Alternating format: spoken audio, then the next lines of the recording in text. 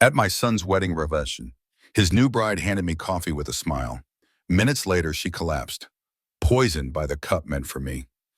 In the hospital, she pointed at me, accusing me of trying to kill her.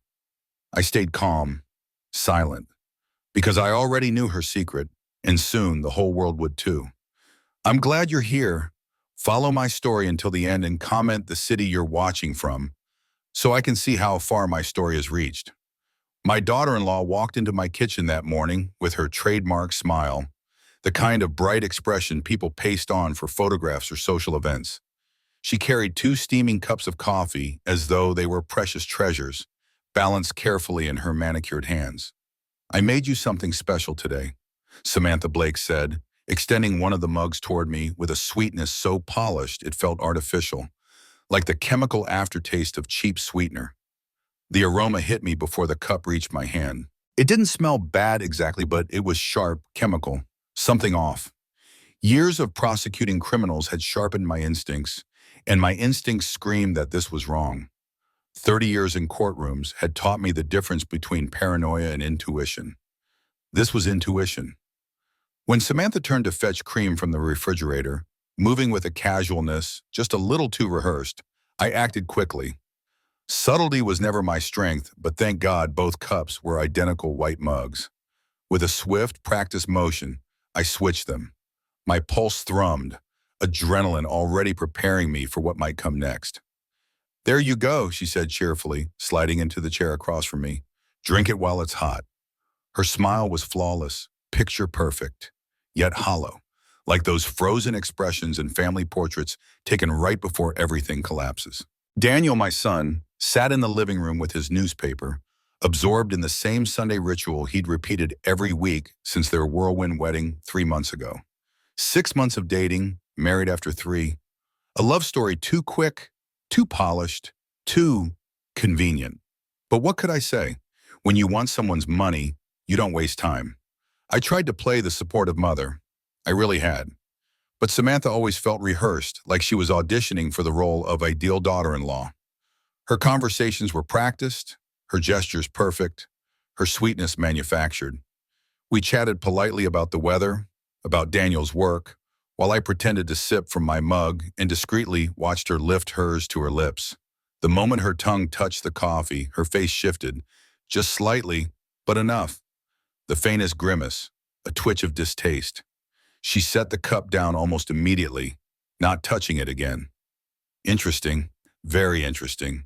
She said nothing about the taste, nothing at all, which was more revealing than any complaint could have been. 20 minutes later, the performance ended. Samantha began coughing, not the light, delicate cough of someone clearing their throat, but violent, wrenching spasms that tore from her chest. "Something's wrong," she gasped, clutching the edge of the table as her face flushed a frightening red. Real panic flickered in her eyes. And that was curious, wasn't it? Panic from the very woman who had brewed this particular blend. "Daniel," I called toward the living room, though a dark fascination kept me rooted in my chair. "Come here, quickly." My son rushed in just as Samantha doubled over, struggling to breathe. She clung to him, wheezing, "Take me to the hospital, please. Something's very wrong." Leaning heavily on him, Samantha staggered to the car. I followed, my mind echoing with one thought that pulsed louder than her frantic gasps. That cup was meant for me. The irony was almost delicious. My daughter-in-law had poisoned herself with her own weapon. The emergency room was a whirlwind of controlled chaos. Nurses rushed Samantha onto a gurney, attaching wires, checking vitals. Her skin was blotched with an angry red rash that spread across her neck like a medieval plague. Her breathing was shallow, ragged, her cough tearing through the room like a warning bell. Doctors barked orders while Daniel hovered near, pale with fear. He leaned toward me, his voice heavy with worry. "Mom, I'll run home and get her things. Pajamas, toothbrush. You know how hospitals are." I touched his arm, smiling softly. "Of course, sweetheart. That's thoughtful of you." Thoughtful indeed, concerned for comfort while his wife was fighting for her life. Such a devoted husband. Left in the waiting room, I sank into one of those stiff plastic chairs and observed the chaos around me. The magazines on the table were years old, their glossy pages faded and curling. Time stretched, slow and surreal, leaving me alone with my thoughts. An hour later, Daniel returned, overnight bag in hand, looking appropriately exhausted. He sank into the chair beside me. Almost on cue, the curtain to the treatment area rustled, and Dr. Alvarez appeared, his expression grim. "We found traces of a toxic substance in her bloodstream," he announced. His voice was steady, clinical. "This appears to be deliberate poisoning." The word hung in the air like a death sentence. Before I could process the irony, a weak but clear voice rang from the treatment bay. "Samantha." "She poisoned my coffee," she croaked, lifting a trembling finger. "Eleanor made me drink it." The betrayal struck sharper than the word itself. There she was, alive only because I had switched the cups, and yet she aimed her accusation at me. A frame, clean and precise. The younger generation, I thought bitterly, had no appreciation for irony. The moment Samantha's trembling accusation left her lips, the air in the emergency room shifted. Nurses glanced at me, suspicion clouding their professional masks. Daniel's face tightened, torn between fear for his wife and disbelief at the words hanging in the sterile air.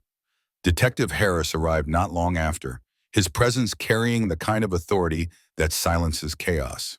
He separated us for statements, a routine I had once watched unfold countless times in courtrooms. Only now I was on the wrong side of the process. I told him the truth, the bitter smell of the coffee, the instinct that made me switch the cups, Samantha's reaction when she drank what was meant for me. My voice was calm, steady, the practiced tone of someone who had lived her life in pursuit of facts. But I left out the flicker of satisfaction I had felt when irony turned the trap against its maker. When Daniel gave his statement, I watched his face carefully. He avoided my eyes, speaking in the hesitant tones of a man straddling the line between loyalty and doubt. "My mother's been strange lately," he admitted, almost apologetically. "I don't think she'd hurt anyone, but the word hung between us like a fracture. He had thrown me under the bus with the gentlest of nudges, leaving enough suspicion to fester. My own son, hedging his bets. The betrayal stung sharper than Samantha's poisoned coffee ever could. Later that evening, Detective Harris approached me with the polite firmness of a man delivering bad news wrapped in procedure. "Mrs. Hayes, we need to verify some things at your home." Verify, such a carefully chosen word. He wasn't asking permission. He was informing me of the next step. I agreed because what else could I do? Innocence doesn't hide, or at least it shouldn't. We drove together, his patrol car trailing behind mine like a shadow. Once inside my house, officers moved with precision, opening drawers, rifling through cabinets.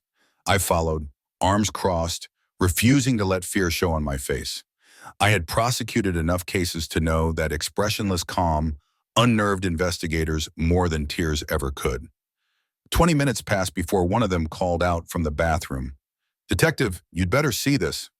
On the counter, tucked neatly behind a bottle of aspirin, sat a small vial of clear liquid. Next to it lay a handwritten list, Samantha's name circled, along with a receipt for chemical supplies. How convenient, how perfectly staged. I stared at the items as though they were artifacts from another life. "I've never seen any of this before," I said evenly. My pulse raced, but I kept my voice cold, detached. The list looked like my handwriting, an excellent forgery or a cruel joke of fate. Either way, it was damning. The officers exchanged the kind of glance I had seen 100 times in court, the silent agreement that they had found their suspect. One murmured to the other, "Highly suspicious." Detective Harris didn't gloat. He didn't need to. "Ma'am, we'll be back tomorrow morning with a complete search warrant," he said, his tone a mixture of formality and inevitability. "We'll need access to your computer. Forensic specialists will take it from there." They left a patrol car parked outside, headlights dimmed, a silent sentinel watching my home, ostensibly for my protection. But we both knew the truth. I was no longer a victim. I was the prime suspect in an attempted murder case. Standing at the kitchen window, I watched the officer in the car pretend to read his newspaper, his eyes flicking toward my house again and again. To any neighbor glancing over, the message was clear. Eleanor Hayes was under investigation. I closed the curtain slowly, shutting out the sight. My mind replayed every detail, every timeline, every possibility. The evidence had been planted with surgical precision. Whoever orchestrated this frame-up had used the critical hours I spent at the hospital. Someone with access, someone who knew my routines, my weaknesses, my home. The timing was flawless, too flawless to be coincidence. I pressed a hand against the cool glass, my reflection staring back at me in the faint light. Once, I had been the prosecutor, the woman who hunted criminals and demanded justice in court. Now I was the woman criminals framed, the name whispered behind closed doors, the face neighbors would avoid in the grocery store. I should have felt fear. Instead, what I felt was something colder, sharper, determination. They thought they had trapped me. They thought the evidence was enough. They thought I would go quietly, branded guilty by appearances and forged papers. But I had spent a lifetime tearing holes in perfect stories. I knew how to dismantle lies, how to expose carefully constructed illusions. As the patrol car idled outside, I whispered into the silence of my home, "You made one mistake. You underestimated me."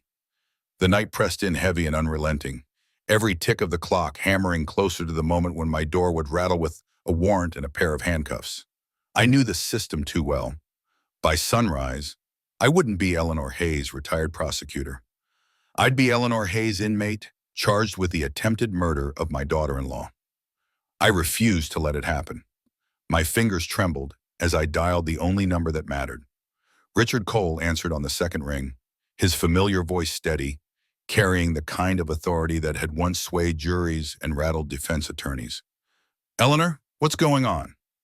"I need your help," I said, lowering my voice though the only one listening was the officer in the car outside. "They've planted evidence. They think I poisoned Samantha. By tomorrow morning, they'll have a warrant. If they take me in, Richard, it's over. I'll never prove my innocence from inside a jail cell." Silence stretched on the line. Then his voice dropped low. "I just made some calls. You're right. The warrant's already in motion. You need to get out of there, now." I glanced at the patrol car idling across the street. Its headlights glowed faint, a predator's eyes waiting for the kill. "How, Richard? There's a cop outside pretending to read the sports section. They'll see me the second I move." "Not if you use the back. Leave now. Come to me. We'll figure this out together." Decades in law had taught me how fugitives try to slip away, but I had never imagined applying that knowledge to myself. Yet there I was, moving through the shadows of my own house, gathering cash, documents, the bare essentials of survival. The irony was sharp enough to cut. I had spent my life putting people away, and now I was sneaking out the back door like a criminal. The garden grass was cool beneath my feet as I crept toward the gate. My heart thundered in my chest, a drumbeat against the silence. The officer's silhouette stayed steady in the front seat of his car, oblivious, his newspaper shielding him from the truth unfolding only steps away. I slid into my car, parked in the alley, hands shaking so badly I could barely fit the key into the ignition. When the engine caught, I half expected headlights to blaze behind me, sirens to pierce the night. But nothing came. I drove away unseen, every mile carrying me deeper into exile. By dawn, I had abandoned my car at a train station 2 towns over, leaving it in long-term parking like a breadcrumb trail no one would follow. From there, I moved like a ghost, train to bus, bus to taxi, never staying in one place long enough for the law to close in. By the time night fell again, I stood on Richard Cole's doorstep, exhausted, disheveled, and officially a fugitive. When he opened the door, his eyes softened, though his words carried the weight of truth. "Eleanor, you're on the run now. You know what this means?" "It means Bridge Club will have to wait," I said with a bitter laugh. But my chest ached with the gravity of it. I wasn't just hiding from strangers. I was hiding from the law I once served, the system I had trusted. The next morning, Richard placed a steaming cup of coffee in front of me. The irony didn't escape either of us. "We need to figure out who Samantha really is," I said, stirring the cup with unnecessary force. "Devoted daughter-in-law isn't her profession. Someone like that doesn't stumble into a family. She plans it." He nodded, pulling out his laptop. "I still have contacts. Old favors, Christmas cards. I can dig without raising suspicion. If she's hiding something, we'll find it." I leaned forward, my voice low, sharp. "This isn't coincidence, Richard. Samantha didn't just poison me. Someone planted evidence in my home during the exact hours I was stuck at the hospital. That wasn't her. She was unconscious, which means she had help. The thought coiled inside me, poisonous as the coffee she had brewed. Who had access to my house? Who knew my routines? Who stood to gain if I vanished into a prison cell? Richard studied me over the rim of his mug. We'll trace her back. People like Samantha don't erase the past as cleanly as they think. If she's done this before, there'll be a trail. I stared into the dark surface of my coffee, my reflection rippling back at me. A prosecutor turned fugitive, a mother betrayed, a woman hunted by her own blood. Whoever Samantha Blake truly was, I would expose her. And if Daniel was tangled in her web, I'd uncover that too, even if it destroyed what little family I had left. This wasn't just survival anymore. This was war. So stay with me, because the deeper I go, the darker this story becomes, and you won't want to miss what comes next. Richard spread folders and papers across his kitchen table with the precision of a man preparing for trial. His laptop glowed in the dim light, the screen filled with databases, names, and records only someone with decades of connections could access. I sat across from him, every nerve in my body coiled tight, my coffee untouched. She calls herself Samantha Blake, Richard said, scrolling through the data. But the problem with people like her is they leave breadcrumbs. They think they're smarter than the system, but they're not. They just hide better than most. I leaned forward, my heart pounding with the old rhythm of cross-examinations and jury trials. Find her trail. No one builds a perfect mask. There's always a crack. Hours slipped by in tense silence, broken only by the tapping of Richard's keys and the occasional scratch of his pen. Outside, the world went on as usual. Neighbors walking dogs, children playing in yards, while inside, my life unraveled and reassembled piece by piece. Finally, Richard's fingers stilled on the keyboard. He turned the screen toward me. A marriage certificate. The name Victoria Blackwood. Same face as Samantha, only younger. Her smile as polished and hollow as the one I'd seen across my kitchen table. Her husband's name leapt off the page. Harold Blackwood, age 72, widower, wealthy. Harold died 8 months after they married, Richard said grimly. Official cause, complications from food poisoning. My stomach tightened. Convenient. Neat. Richard flipped open another folder, his expression darkening as he slid the photograph across the table. The same woman again? Different name this time. Sarah Mills. Same luminous smile, the same dead eyes. Husband, Robert Mills, 68, dead within 4 months of the wedding. Cause of death, sudden cardiac arrest. The pattern was undeniable. Samantha, Victoria, Sarah, whatever she called herself, was no blushing bride. She was a predator, a serial killer who wrapped her crimes in lace veils and wedding vows, turning matrimony into a business model. The realization cut through me like glass. My son hadn't married a woman. He had married a weapon. I rose from the chair, pacing the small kitchen, rage building with every step. She's been doing this for years. Daniel was just her next target. He wasn't special. He was convenient. Richard's voice was low, steady. And when you saw through her act, she turned the weapon on you.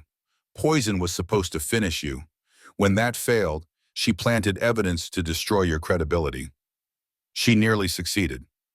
I pressed my palms against the table, staring at the photographs. The smiling face of the woman I had welcomed into my family looked back at me, her eyes as hollow as a predator's. She couldn't have planted the evidence herself. She was in the hospital. Someone else did it. The memory of Daniel's voice in the hospital flickered in my mind. His words, his hesitation, his refusal to meet my eyes. My throat tightened as Richard's gaze met mine. Eleanor, he said carefully, who else had access to your house during those exact hours? The truth twisted in my gut before I spoke it aloud. Daniel. Richard didn't rush in with reassurances. He didn't try to soften the blow. He just let the weight of the words sink into the silence between us. No, I whispered, shaking my head, though the image had already lodged in my mind. My son, standing in my home with keys in his hand. My son planting bottles and papers behind aspirin bottles. My son, trading blood for money. He wouldn't, I said again, but the conviction was gone. Doubt gnawed at me like acid. Richard's voice was quiet, measured. Sometimes the people we love surprise us. That doesn't mean you stop searching for the truth. I pressed trembling hands against my face. The betrayal was unthinkable, unbearable, but it hovered there, refusing to be dismissed. Samantha had a partner. She had help, and the only one who could have given it at the right time was my son. The clock on Richard's wall ticked steadily, marking each second of my unraveling. I had fought criminals my entire life, but nothing had prepared me for this. A battle against the possibility that my own child had chosen to destroy me.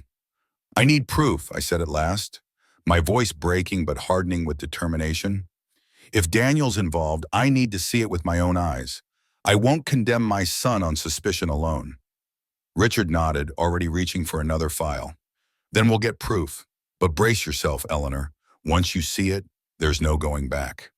I sank into the chair again. The photographs spread before me like ghosts of past lives Samantha had devoured. My son's face hovered in my mind, overlaying hers, and for the first time, I realized my family wasn't just broken. It was rotting from within. The predator wasn't outside the walls anymore. She was inside, and she might not be alone. The truth doesn't always crash like thunder. Sometimes it creeps in quietly, a slow poison dripping into the veins until you're too weak to deny it. That's how it felt when the pieces began to align, when suspicion hardened into something heavier, something undeniable. A memory surfaced, a small, overlooked detail buried in the chaos. Just days before Samantha's accident, I had installed a security camera above my front door. At the time, it was nothing more than a precaution after a string of neighborhood break-ins. Now it was salvation or damnation, depending on what it revealed. "Richard," I said, my voice tight, "I have footage." He froze, then leaned forward. "Footage of that day?" "Yes, from when we were at the hospital." My fingers shook as I opened the security app on my phone. The glow of the screen lit my face while dread clawed at my chest. If Daniel had gone home like he claimed, the camera would show nothing. But if he had returned to my house, Richard came to stand beside me, his presence steady, the way he had been in court when cross-examination threatened to unravel me. Together we scrolled through the files. The timestamp flickered on the screen, each second a hammer in my chest. And then there it was. Daniel's car pulled into my driveway. Daniel stepping out with my spare keys in his hand. Daniel moving with deliberate purpose toward my front door. My breath hitched. The footage was merciless. He wasn't just visiting, he was entering. He stayed inside for over an hour, long enough to tuck poison behind aspirin, long enough to stage receipts and lists, long enough to destroy me. Worst of all, the recording showed him leaving through the back door, deliberately avoiding the front camera, as though he knew it was there. Richard exhaled slowly, the sound heavy with finality. "There's your answer." I couldn't speak. The betrayal cut deeper than any blade. My son, my boy whom I had raised, defended, loved with the fiercest pride, had planted the evidence that would send me to prison. My hand went to my mouth, muffling the sound that threatened to escape. Tears burned at the back of my eyes, but I refused to let them fall. Not yet. "He lied," I whispered, staring at the frozen frame of Daniel slipping out my back door. "He lied to me, to the police. He chose her." Richard's hand rested on my shoulder, steady but heavy, as though he already knew there was no comfort to offer. "I'm sorry, Eleanor, but now you have proof, concrete proof." Proof, the word felt like ash on my tongue. Proof that my son wasn't the man I thought he was. Proof that my family had rotted from the inside out. For hours I sat in Richard's kitchen, the footage replaying in my mind like a reel on endless loop. Daniel's careful steps, his deliberate movements, his betrayal.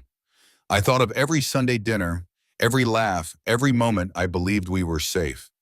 It was all poison long before the coffee ever was. By evening, I knew what I had to do. No amount of denial would wash the truth away. I needed to confront him, not with suspicion, but with evidence, with the truth caught in cold mechanical eyes. Richard tried to stop me. His voice was sharp, urgent. "Eleanor, you can't. You're a fugitive, and now we know Daniel's involved. This could be a trap. I don't care, I said, standing with a resolve that surprised even me. I need to hear it from him. I need to look my son in the eye and ask him why. Then you risk walking into your own execution, Richard said bitterly. Maybe, but I'd rather die fighting than live hiding. That night I drove alone, my hands tight on the steering wheel, my heart pounding with rage and heartbreak in equal measure. The streets blurred past in streaks of light, but my destination was clear. Daniel's house, the house where my son and his wife plotted my destruction. When I pulled into the neighborhood, the lights in their windows glowed warm and ordinary, a cruel disguise for the rot festering inside. I parked down the street, my breath shallow, my mind sharp. Voices drifted through the open window when I crept closer, crouching low like a criminal spying on her own blood. Samantha's voice was steady, cold. Michael, stop feeling guilty. This is for us. $7 million and a new life. $7 million. That was the price tag on my head. Daniel's reply came weak, hesitant. But seeing my mother like this, running from the police. She never believed in you, Samantha snapped, her tone cutting like a blade. She treated you like a failure. With me, you're finally the man you were meant to be. Her words were poison, slipping into him the way the coffee had been meant to slip into me, and he drank them just as willingly. I pulled out my phone, hands trembling, but steady enough to hit record. If I was going to confront them, I would not come empty-handed. And as I crouched in the shadows, listening to the people I once called family seal my fate, one truth burned hotter than all the rest. Betrayal doesn't just wound, it transforms. Stay with me, because the confrontation you've been waiting for is coming. And when it happens, nothing will ever be the same. The night air was sharp as I crouched beneath the side window. My phone balanced against the sill, recording every poisoned word spilling from their mouths. The voices inside twisted through the quiet like knives. You're right, Daniel said, his tone steadier now, stronger under her influence.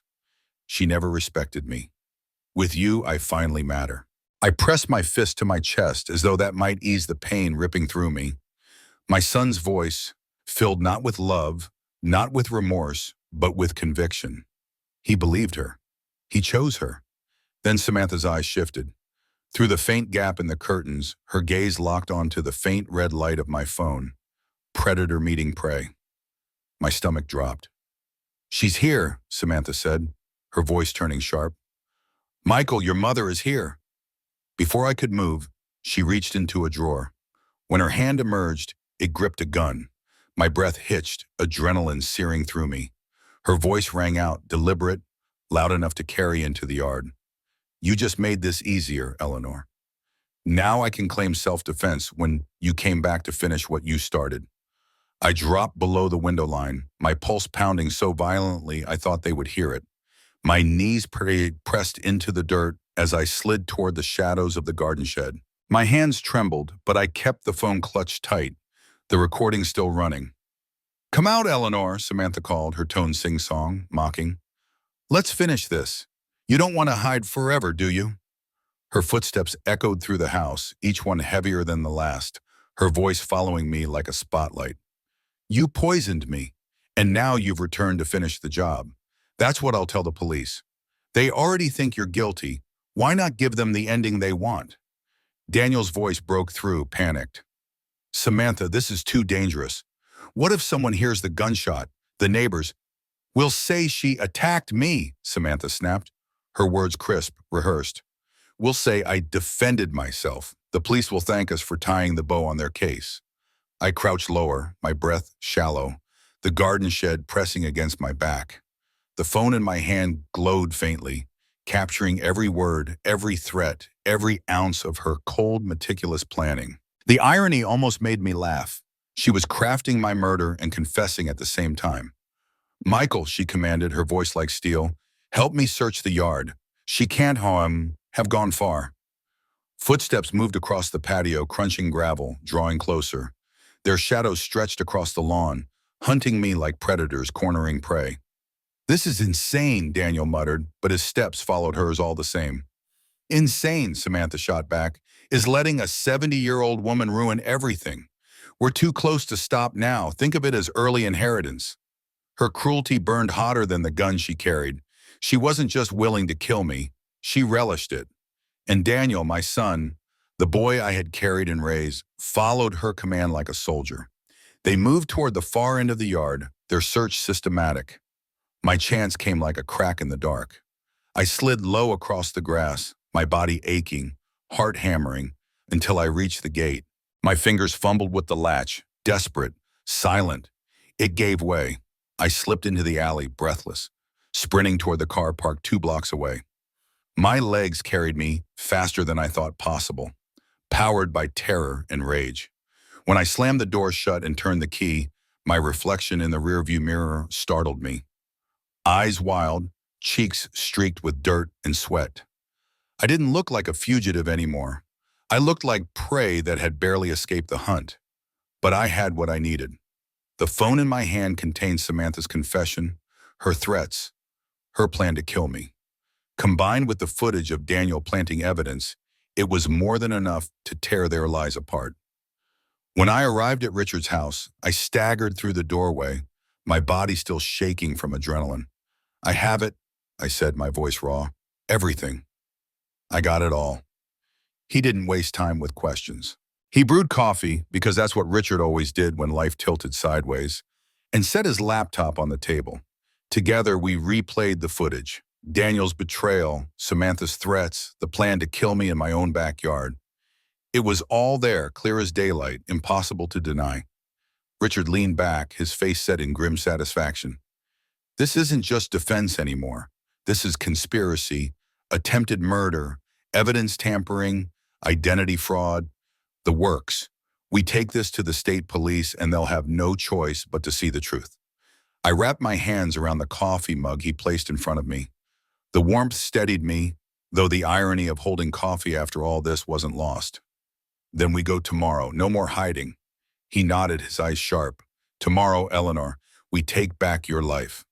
I stared at the evidence glowing on the screen, the voices of my betrayers playing on repeat. The law had hunted me, branded me guilty, but now I had something stronger than poison, stronger than lies. I had the truth, and truth once revealed was a weapon sharper than any blade. The weight of the evidence burned like fire in my pocket as I walked into the state police headquarters. For weeks I had been hunted, branded a criminal, but now I carried proof, the kind that cut through lies like glass. The air felt electric, charged with the knowledge that everything was about to change. Richard walked beside me, steady as ever, his presence grounding me. We were escorted past the waiting rooms, past the suspicious glances of officers who had probably read my name in their reports. Inside a private office, I laid my phone and the security footage on the desk. My voice was calm, sharp, practiced. "This," I said, "is the truth." The detectives listened in silence. First, the recording of Samantha's threats, her voice cold and clear, as she described how she would kill me and cover it up. Then Daniel's voice, weak but complicit, betraying me with every word. Finally, the footage of him entering my home, planting evidence, and slipping out the back door like a thief. By the time it ended, the room was heavy with the kind of silence that only comes when a lie collapses under its own weight. Detective Captain Rodriguez leaned forward, his expression grim but resolute. "Mrs. Hayes, this changes everything. We'll be issuing arrest warrants for both Samantha Blake and Daniel Hayes immediately." For the first time in weeks, my lungs filled with air that didn't taste like fear. But victory is never clean. Within hours, police descended on Daniel's home. He was arrested on the spot, sitting in his living room as though waiting for the inevitable. But Samantha was gone. The house was empty, her belongings scattered like dust. The predator had slipped the net again, vanishing into the night with her talent for reinvention. Still, she wasn't finished. Not Samantha. She made one final, venomous play. The call came through the police tip line, her voice trembling with rehearsed fear. "This is Samantha Blake," she told them. "Everything was Daniel's idea. He forced me to help him poison his mother. I have text messages. I can prove he planned it all." Even at the edge of capture, she played the game like master, flipping the story, burying Daniel under the very weight she had built. When the detectives told him, Daniel's composure finally cracked. "She's lying," he shouted, raw panic shredding his voice. "It was all her idea. She made me do it."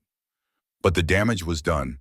The woman he had betrayed me for had abandoned him, leaving him to choke on the lies he had swallowed so willingly. The manhunt for Samantha stretched 6 days. 6 days of headlines, sightings, dead ends. I barely slept, haunted by the thought of her slipping into another identity, wrapping her claws around another wealthy fool. But arrogance is a predator's downfall. They found her 3 states away, holed up in a hotel room with her laptop open to dating profiles of widowers. Already hunting again. Already weaving her next snare. When the cuffs clicked around her wrists, she smiled. Always smiling, even in chains. I watched from the courthouse steps as they brought her back. Daniel was already in custody, pale and hollow, abandoned by the woman he had destroyed me for. And when Samantha walked past his cell, their reunion was nothing short of spectacular. "You lying bitch!" Daniel screamed, slamming his hands against the bars. "You promised we'd be together!" She turned her head, her smile cold, amused, her voice soft enough to slice. "Oh, Daniel, did you really think this was about love?" The betrayal that gutted me was now his burden to carry. My Judas had been betrayed by his own Messiah. As I sat in the courtroom days later watching the trial unfold, I realized the truth wasn't just about vindication. It was about survival, yes, but it was also about exposing monsters hiding in plain sight. Samantha, the black widow who had turned marriage into murder. Daniel, the son who sold his mother's life for a promise of money and power. And me, the woman who refused to die quietly. The battle wasn't over yet. The trial was only beginning. And if you've stayed with me this long, you'll want to see how it ends. Because the courtroom was about to become a battlefield, and justice had teeth sharper than either of them imagined. The courthouse was thick with tension, the air charged like a storm waiting to break. Reporters crowded the steps outside, their cameras flashing as if they could capture the truth in single bursts of light. Inside, the trial of Samantha Blake and Daniel Hayes began, and for the first time in weeks, I wasn't the one in chains. The prosecution wasted no time unraveling Samantha's polished mask. Evidence of her past lives was laid bare. Marriage licenses under names like Victoria Blackwood and Sarah Mills, each followed by the convenient death of a wealthy husband. The photographs were damning, the timelines even worse. She had turned murder into routine, a business plan sealed with vows and poison. The families of her previous victims testified, their voices trembling with grief and fury. They spoke of suspicion ignored, of sudden illnesses explained away by doctors, of widowers who thought they'd found love only to be buried in silence. Their pain was undeniable, a chorus of ghosts calling Samantha what she truly was, a predator. Daniel sat beside her at the defense table, his face pale, his hands restless. Once he had been the boy who brought me dandelions plucked from the yard, who asked for bedtime stories long after he was too old for them. Now he was a man shackled to a woman who had hollowed him out and left him with nothing but guilt. When he spoke, it was not with defiance but desperation. "She manipulated me," he insisted, his voice cracking. "She told me my mother never loved me, that I was worthless. She promised we'd build a life together. I didn't know what I was doing." Samantha's rebuttal was swift, venomous. "Daniel forced me," she cried, tears streaking her face with perfect precision. "He threatened me. He said he'd kill me if I didn't help him." Their words collided in the courtroom, each pointing at the other, each shredding the last fragments of their alliance. What had once been a conspiracy was now a spectacle of destruction. I watched in silence, my hands clenched in my lap. It was almost poetic. The two of them, locked in a battle not of loyalty but of survival, cannibalizing each other before the jury. They had destroyed me, tried to bury me alive, but in the end, they destroyed themselves. The prosecutor, a young man with a voice like iron, turned to the jury. "Ladies and gentlemen, what you see here is not love. It is not even loyalty. It is greed. These two conspired to murder an innocent woman, and when the plan failed, they turned on each other like rabid dogs. Do not mistake their finger-pointing for innocence. They are both guilty. The evidence sealed it. My recordings played in open court, Samantha's voice ringing through the speakers, sharp as glass. Come out, Eleanor. Let's finish this. The jury flinched at the venom, the cold precision of her threats. Then came the footage of Daniel entering my home, planting evidence, sneaking out the back door. No excuses could wash it away. The verdict came down like thunder. Samantha Blake, guilty of multiple counts of first-degree murder, conspiracy to commit murder, and identity fraud. The judge's voice was steady, but the weight of his words shook the room. You are sentenced to life in prison without the possibility of parole. Samantha didn't flinch. Her smile lingered, as though even a lifetime behind bars was just another role she had prepared for. Daniel Hayes, the judge continued, guilty of conspiracy to commit murder and evidence tampering. His sentence was lighter, 20 years in exchange for cooperation and the fractured remains of remorse. But it was enough. My son, my blood, would spend 2 decades paying for the betrayal that had nearly cost me my life. As they were led from the courtroom in shackles, I felt no triumph, only the hollow ache of justice earned at too great a price. Samantha glanced back once, her eyes locking on mine. There was no fear there, no regret, only a spark of amusement, as if the game was still hers. Daniel didn't look at me at all. The gavel struck, final and echoing. The Black Widow had fallen, the sun had been cast down with her, and I remained standing. But survival is not the same as victory. Outside the courthouse, the cameras flashed again, reporters calling my name, demanding my story. I gave them nothing. The truth was too heavy, too raw, to be reduced to headlines. Richard walked beside me, his hand steady on my arm. It's over, he said softly. But I knew better. Nothing was ever over. Justice may have been served, but the scars it left behind would never fade. I had lived. I had won. But the cost was everything I thought unshakable. The courtroom emptied slowly, the echoes of the gavel still hanging in the air like a ghost refusing to leave. I remained in my seat long after the jurors filed out, long after the attorneys gathered their notes, long after the clink of chains faded down the hallway where Samantha and Daniel had been led away. For weeks, I had lived under the shadow of a lie. For weeks, I had been hunted, accused, betrayed. Now the truth was written in verdicts, carved into sentences that would follow them both until their dying breaths. Samantha would never walk free again. Daniel would watch the best years of his life dissolve behind bars. And I had survived. Yet survival is never clean. I pressed my hands together, staring at the empty defense table where they had sat. I remembered Samantha's smile, the kind that could seduce and deceive in equal measure, now stripped bare as nothing more than a mask for a predator. I remembered Daniel's eyes, downcast, refusing to meet mine, even as the evidence condemned him. My son, my blood. A stranger I had raised without realizing it. When I finally rose, Richard was waiting by the door, his face solemn, his presence steady. He had carried me through the darkest days, and now he guided me into the light, or what passed for it. Outside, the air was sharp with the smell of rain. Reporters swarmed the steps, their microphones reaching like claws, their questions buzzing like flies. How does it feel to be vindicated? Do you forgive your son? What do you think of Samantha's sentence? I walked past them in silence, each question striking but failing to pierce. The truth wasn't theirs to devour. It was mine to carry. At home, the silence was heavier than any accusation.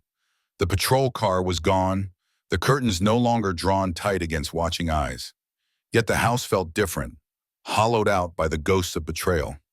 The kitchen where Samantha had handed me poisoned coffee still smelled faintly of her perfume, sickly sweet. The bathroom cabinet, once hiding evidence planted by my own son, seemed to hum with memory. I poured myself a glass of water, staring at the reflection in the window. The woman who looked back wasn't the same prosecutor who had once believed justice was clean, that truth was enough. She was older, harder, carved by the knowledge that sometimes the monsters aren't strangers. They sit at your table, smile at your son, call you mom. Richard visited often in the weeks that followed. He tried to remind me that justice had prevailed, that I was free, but freedom felt fragile. What had been broken could not be restored. My family dinners were gone, my son's laughter, my daughter-in-law's false sweetness, even the illusion of normalcy, all gone. Yet there was a strange, bitter comfort in knowing the price had been paid. Samantha would never claim another victim. Daniel, for all his weakness and betrayal, would face consequences. Justice had not abandoned me. It had simply demanded everything in return. One evening, Richard and I sat on the porch, the air heavy with the hum of cicadas.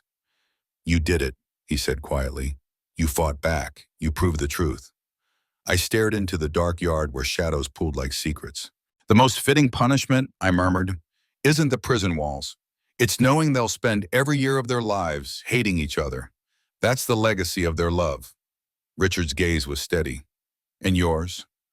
I let the silence stretch before answering. "On it is survival. Ugly, scarred, but survival all the same." I tilted my head back, the stars blurring above me. I had lost my son. I had lost the family I thought I had. But I was alive, vindicated, standing. And in the end, perhaps that was enough. To those listening, remember this. Evil doesn't always come with a stranger's face. Sometimes it sits across from you at the dinner table, smiling sweetly, pouring you coffee. Be vigilant. Trust your instincts. And when the world turns against you, fight, because the truth can still win, even when the cost is unbearable. If this story has held you, if it has reminded you that survival sometimes demands everything, then don't forget to share it. Like, comment, and subscribe because your voice matters, and your story might save someone else from their own betrayal. I survived, and that survival will be my last laugh.